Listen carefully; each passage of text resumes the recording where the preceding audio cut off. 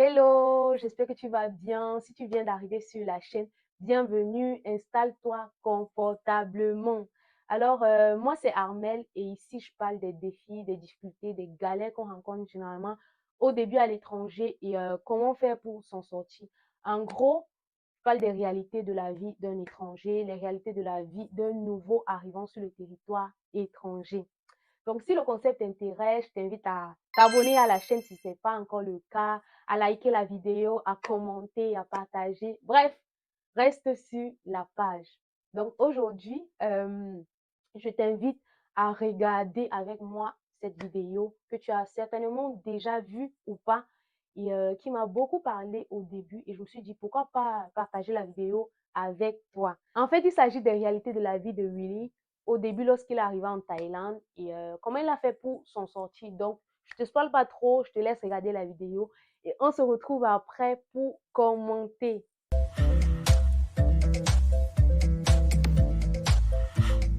Qu'est-ce qui t'a motivé à venir en Thaïlande? Je vais te surprendre là parce qu'en fait, je venais pas en Thaïlande, je partais aux Philippines.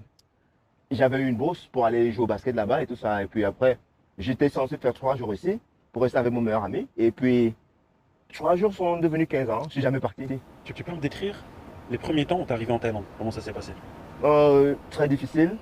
Tu sais, quand tu vis dans un pays où tu as tes parents, tu as ta famille, et puis tu te retrouves seul dans un différent environnement, une culture différente, et des différents points de vue. Donc, je faisais beaucoup d'erreurs parce que je respectais pas, je comprenais pas la culture thaï. Donc, à certains moments, tu sais, en Afrique, on aime bien se taper la tête et tout ça. Et puis ici, tu fais pas ça, c'est mal poli, tu vois. Donc, aussi l'adaptation au niveau de avoir un job, pouvoir, en fait, pouvoir vivre seul. Tu quittes un endroit où tu vivais chez tes parents et puis tu te retrouves seul comme ça, face à la vie. C'est pour ça qu'il a fallu s'adapter parce que moi, j'étais basketteur. Je suis devenu acteur.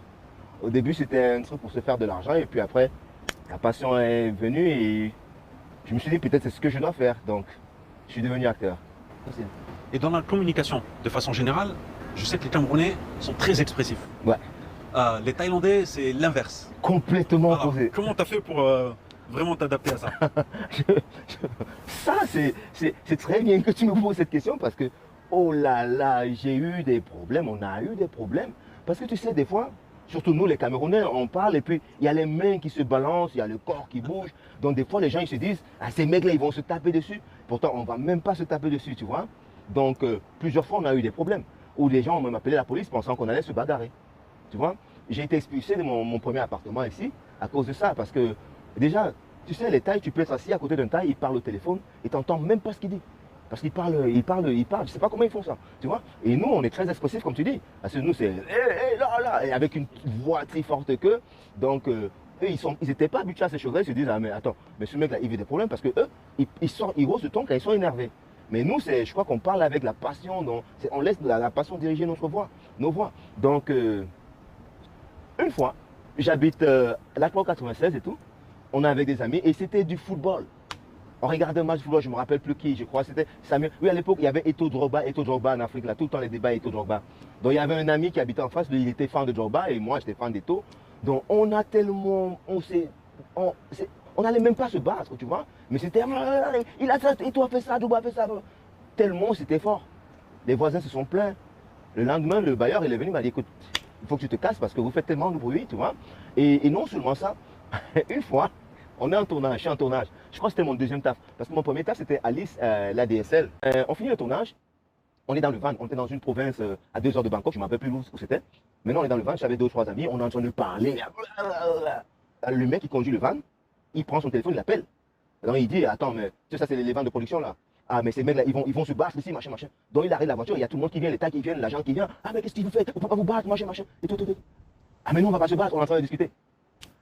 Tu vois. Donc il y a eu tellement de problèmes comme ça des fois où les gens pensaient qu'on allait se taper dessus, mais on ne se tapait pas dessus parce que c'était la façon dont on parlait, mais puis après aussi il faut s'adapter. Donc après j'ai compris que c'était un problème. Donc payer le loyer c'était pratiquement impossible. On habitait quoi 4 ou 5 dans une petite chambre parce que quand je suis arrivé ici, quand je joue au basket, le basket c'était pas tout le temps.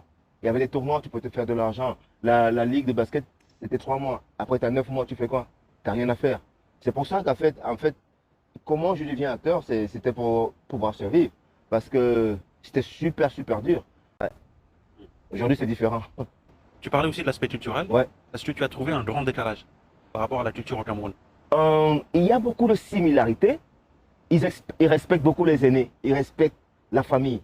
Ça, c'est la même chose. En Afrique, la famille, c'est tout. Tu vois, contrairement à l'Occident où la famille, c'est pas trop ça. En fait, de mon point de vue, parce que la façon dont nous, on respecte la famille, les Asiates, les Thaïs, c'est pratiquement la même chose. Ma mère, mon père, c'est tout pour moi. Je ne vais pas dire n'importe quoi. Je ne vais pas m'adresser n'importe comment à mes parents. Comme en Occident, les gens y font. Tu vois. Et aussi, on a comme un sentiment de devoir. J'étais gosse, mes parents, ils ont tout fait pour moi. Aujourd'hui, je suis majeur. C'est à mon tour de. You have to give back, tu vois. Tu fais un retour. Donc voilà les similarités que j'ai vues. La façon dont ils mangent, ils aiment s'asseoir en société. Tu as vu les Thaïs? Il y a une, deux, trois bières. S'il y a 7 personnes, on boit une bière, on prend la deuxième. C'est la bière qu'on partage, tu vois. Ça crée une sorte d'unité. Même quand ils mangent, là, on prend un peu petit, ça finit, on ajoute, on partage tout. C'est ce que j'adore ici. Maintenant, les difficultés que moi j'ai rencontrées sont les suivantes. Tu vas dans une maison, il faut que tu laisses les chaussures à l'extérieur. Alors, quand tu ne sais pas ça, tu te ramènes là et tu rentres avec les chaussures, tu vois. Et puis, les Thaïs, ils n'aiment pas souvent se plaindre. Parce que pour eux, ils ne parlent pas beaucoup. Donc, ils vont juste te regarder et se dire, mais ce mec, il n'est pas poli parce qu'il n'a pas enlevé ses chaussures, tu vois. Ça, tu ne sais pas. Ou alors, quand on joue au basket, j'avais tellement d'amis Thaïs, tu vois. Nous, on aimait se taper la tête là tout le temps. C'était une blague au Cameroun et en Afrique. Mais ici, ça ne se fait pas. C'est super mal poli. Alors, je te dis une chose, la pire des choses que j'ai faites, on va à Buriram, c'est en 2008, on va à un tournoi de basket là-bas, et il y a un sponsor qui nous appelle. Je suis avec mes amis. Alors, pendant qu'on attend notre match, moi, je joue avec mes potes, on était assis, on attendait le match, et je prends j'avais les sandales, et je balance ça comme ça de l'autre côté à mon pote, tu vois. Et en Thaïlande, les pieds, c'est un truc très. On joue pas, on touche même pas les pieds, tu vois. Donc, si quelque chose vient de ton pied, tu passes ça au-dessus de quelqu'un, il n'y a pas pire, il n'y a pas plus mal poli que ça. Moi, j'en vois, parce que c'est des choses qu'on faisait en Afrique, pour nous, c'est des trucs normaux. Donc, je lance ma sandale comme ça, mon pote cassé de l'autre côté, et ça passe au-dessus de la tête d'un Thaï qui était assis là, et un aîné. Et là, il y a le manager qui dit, ah Willy, qu'est-ce que tu as fait? On fait pas ça, machin, machin. J'avais pas, tu vois, j'ai commis un acte qui n'était pas bien, mais je ne savais pas, parce que moi, c'est mon pote que je voulais déranger, tout ça.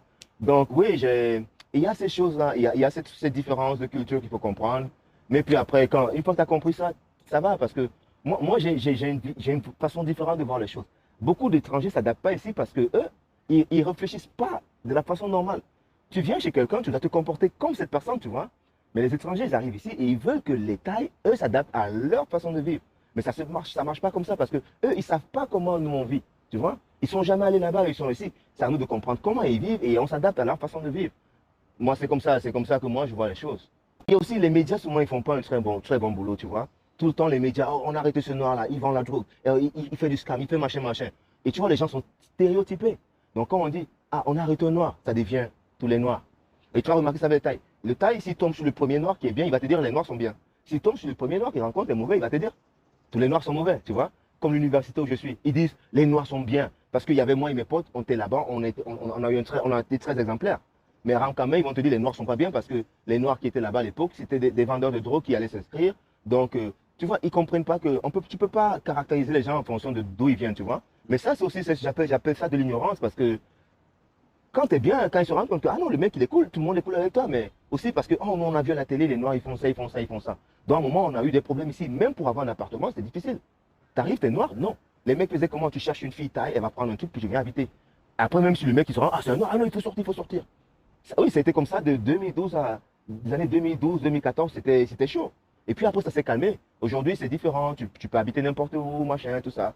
Mais honnêtement, ce que je peux dire, c'est que c'est pas du racisme en tant que tel, mais c'est une ignorance du fait que la personne qui vient d'arriver là, lui, il est qui? Il est quoi? Oh, il est costaud, il est barbu, peut-être c'est un méchant. Ah, mais il rit. Ah, il n'est pas méchant, peut-être il est gentil, je vais l'approcher, tu vois. Ça, c'est ce que j'ai rencontré la plupart du temps. J'ai vu des racistes aussi, hein, mais très peu. Une fois, un mec, il passe sur la moto, il crache sur moi. Ou une fois, sur Seuil 3, là, à l'époque, parce que tout le temps, pour appeler en Afrique, il fallait venir au Seuil 3. Parce que la minute, c'était 45 bahts pour appeler en Afrique. Donc là-bas, ils avaient un truc à 15 bahts. Donc tout le monde venait ici. La langue, c'est quand même une clé qui t'ouvre pratiquement toutes les portes. Je vais te dire, la langue ici, c'est pour ça que moi, je suis arrivé, après 2 ans, j'ai parlé thaï quand j'ai compris ça. Parce que quand tu parles la langue, ils se disent, ah, ce mec-là, il respecte notre culture, donc il te traite différemment. Plusieurs points de problème arrivés, où dès que je commence à parler la langue, il me demande même plus mon passeport, il me dit, allez, vas-y. Mais quand si tu parles pas, alors il te traite différemment, tu vois. C'est un avantage, ouais. C'était bien, n'est-ce pas? En tout cas, pour moi, c'était une véritable masterclass. Ce qu'on dit, le témoignage de vie, là, c'était ça, en fait. Tu ressentais l'énergie, tu ressentais l'émotion avec laquelle il transmettait son message. C'était vivant, en fait. C'était vraiment vivant. Et je sais que beaucoup d'entre vous, comme moi, on a tiré des leçons. On a appris beaucoup de choses sur la vie, la culture, l'éducation, les similitudes en Thaïlande. Et je sais pas, il y a d'autres qui se projettent même déjà. Mais en tout cas, il a parlé à cœur ouvert. Et moi, qu'est-ce que je retiens de son histoire? Qu'est-ce que je retiens de son témoignage? Et qu'est-ce que j'aimerais partager avec vous sur la base de cette histoire? En fait, j'ai vu quelqu'un qui a su s'adapter à un contexte qui n'était pas évident. J'ai vu quelqu'un qui a gardé son sens du respect, a gardé ses valeurs. C'était clairement visible qu'il est vrai dans ce qu'il dit. Et j'ai également vu quelqu'un qui a su s'adapter, ou bien accepter, ou même comprendre l'environnement dans lequel il se trouvait. Parce qu'à un moment donné, il a dit, ce n'est pas à eux de s'adapter à nous, mais c'est à nous de s'adapter à eux, vu qu'on est dans leur environnement. J'ai également vu quelqu'un de fort, quelqu'un qui a su transformer ses défis, ses difficultés en avantages. Au point où il a même dit à un moment donné que non, ce n'est pas du racisme, mais c'est de l'ignorance. Nous sommes combien qui rencontrons par exemple une situation de racisme et à quel moment on se dit non, il est ignorant, à quel moment on se dit ah, celui-ci ne sait pas. On va peut-être immédiatement mal prendre la situation, même chercher à faire comprendre à la personne que non, ça ne se fait pas, ça ne se dit pas. En fait, j'ai vu quelqu'un de vrai. Et son histoire me mène à un passage biblique de Jacques 1, le verset 2 à 4, qui dit « Mes frères, regardez comme un sujet de joie complète les diverses épreuves auxquelles vous pouvez être exposés, sachant que l'épreuve de votre foi produit la patience. Mais il faut que la patience accomplisse parfaitement son œuvre afin que vous soyez parfaits et accomplis, sans faillir en rien. » Afin que vous soyez parfaits et accomplis, sans faillir en rien.